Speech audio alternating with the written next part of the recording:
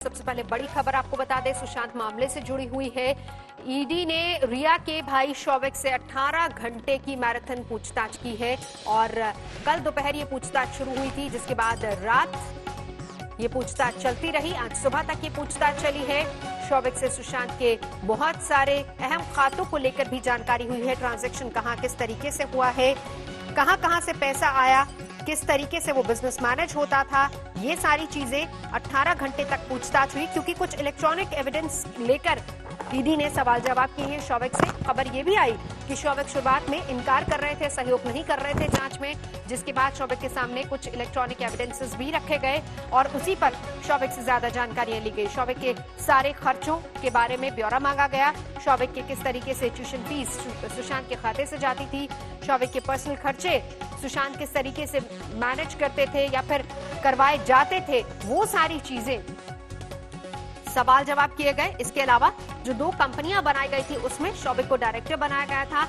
क्या भूमिका शौविक की थी, कहां से किस तरीके का पैसे का ट्रांजैक्शन हुआ था, कितना कितना ट्रांजैक्शन हुआ था, कितना पैसा किसने लगाया, कहां कहां पर पैसा लगा, ये सारी ऐसी चीजें इलेक्ट्रॉनिक एविडेंस को सबूत के तौर पर रखा गया सामने और इसी के तहत अब शौविक से पूछताछ की गई। मैराथन ये पूछताछ हुई है लगातार। हालांकि अगर देखा जाए तो ईडी नॉर्मली 9 घंटे तक ही पूछताछ करती है और फिर उसके बाद अगली पूछताछ के लिए बुलाया जाता है, लेकिन 18 घंटे तक शौविक से पूछताछ हुई है। और जो जानकारी मिली उसमें यह भी है कि शुरुआत में शौविक सहयोग नहीं कर रहे थे, जिसके बाद ईडी को कुछ ठोस दस्तावेज सामने रखने पड़े, दिखाने पड़े और उसी पर फिर से शौविक से सवाल जवाब किए गए।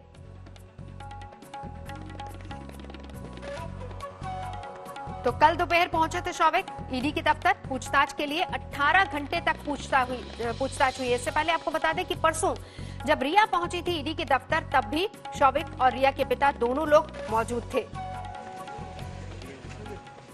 मुस्तफा हमारे सहयोगी जुड़ चुके हैं हमारे साथ। 18 घंटे की ये पूछताछ और ये भी खबर आई मुस्तफा कि शुरुआत में शौविक सहयोग नहीं कर रहे थे जांच में।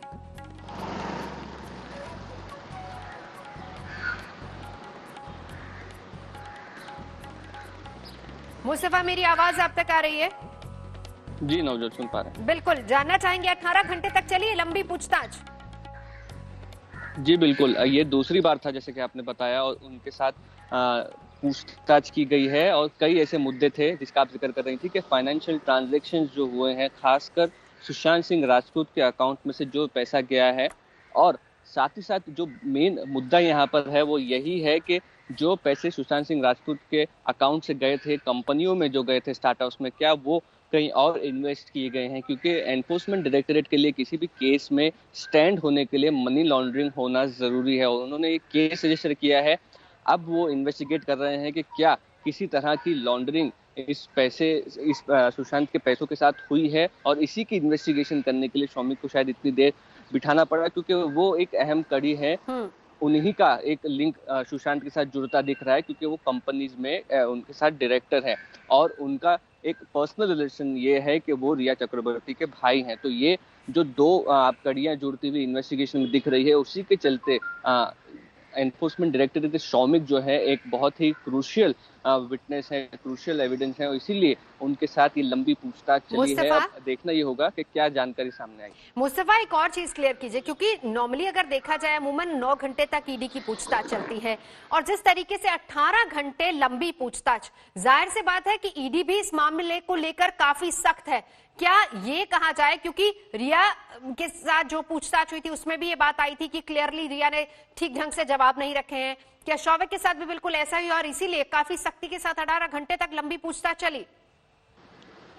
देखिए, टाइम तो बहुत लगा है इस पूछताछ में, ये बात सही है। पूरी रात शौविक एनफोर्समेंट डायरेक्टरेट के ऑफिस में थे और इसी के चलते ये सवाल उठ रहे हैं कि इतने 18 घंटे में क्या पूछताछ हुई है, क्योंकि जो क्वेश्चनिंग है वो सुबह में 6:15 बजे ही खत्म हुई है। इसीलिए एनफोर्समेंट डायरेक्टरेट की तरफ से अभी कोई ऑफिशियल वर्ड नहीं है कि इस पूछताछ में शौविक ने कोऑपरेट किया या नहीं, या उन्हें फिर से इस पूछताछ में बुलाया जाना है या नहीं, या फिर क्या इस पूछताछ में निकल कर आई है। सारे ऐसे सवाल है जो कुछ घंटों में पता चल पाएंगे, क्योंकि कुछ ईडी के अफसर जो थे वो रात भर इस पूछताछ में मौजूद थे।